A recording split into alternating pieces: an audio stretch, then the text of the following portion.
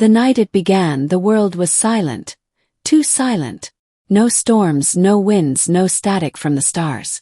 The sky, once alive with satellites and signals, went completely dark. Every transmission ceased as if the universe had collectively held its breath. At first, scientists believed it was a solar flare or an atmospheric anomaly. But then came the lights. 3 massive beams descending from orbit, piercing the clouds over New York, Beijing, and London. They weren't beams of energy, but columns of data, shimmering patterns of symbols no human could decipher. Governments panicked. Militaries scrambled.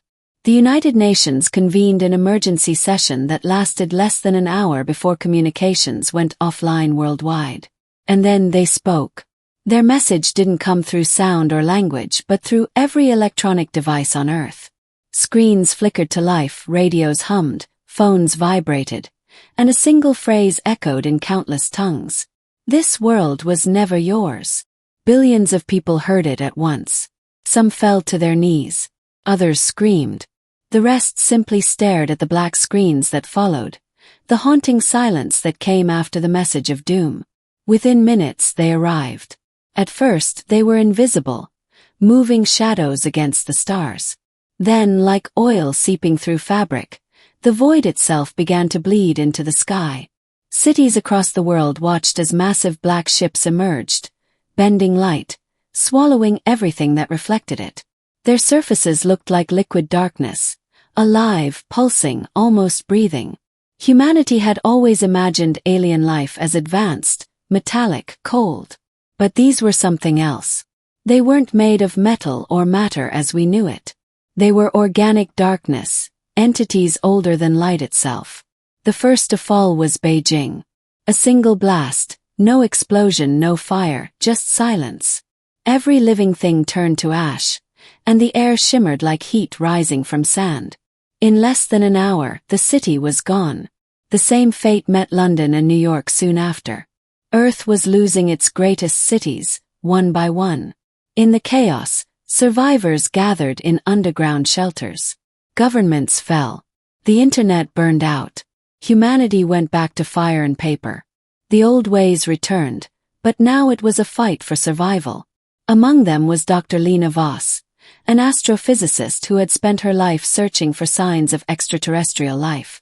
She had once dreamed of shaking hands with beings from the stars. Now she was leading a resistance unit beneath the ruins of Geneva. "They're not invaders," she said to her team. "They're reclaiming something.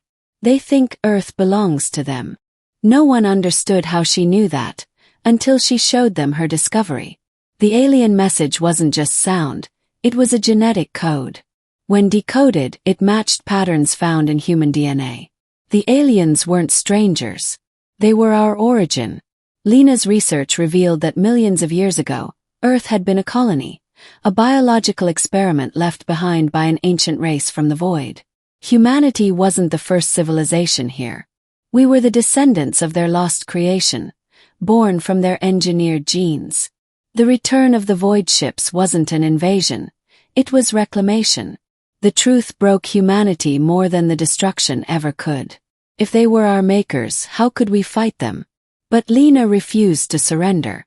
"If they made us," she said, "then we're proof they're not gods. We evolved. We surpassed them." That became the slogan of the resistance.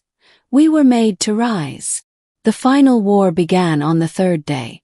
In the deserts of Australia, where the alien ships landed to construct massive black towers, humanity made its last stand. Millions of survivors gathered, armed with salvaged tech and desperation.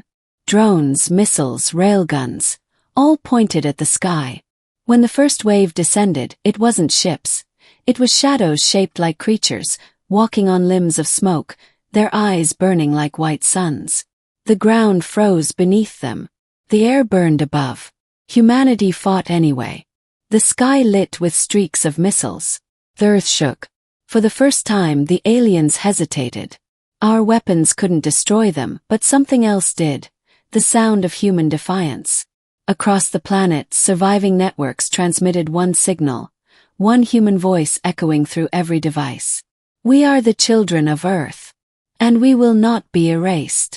The voice came from a child, a little girl broadcasting from a shelter beneath what used to be Paris. Her words traveled through the static and reached even the alien systems. For a fraction of a second their communication faltered. Lena saw her chance. Using captured alien tech, she triggered a feedback pulse through the atmosphere. A burst of their own energy turned against them. The pulse didn't destroy the ships, but it forced them back into the void, screaming through dimensions beyond sight or sound. The towers collapsed. The darkness lifted. When dawn finally came, the world was broken, but alive. Half the planet lay in ruins, yet survivors stood among the ashes, breathing, watching the rising sun pierce the clouds for the first time in days.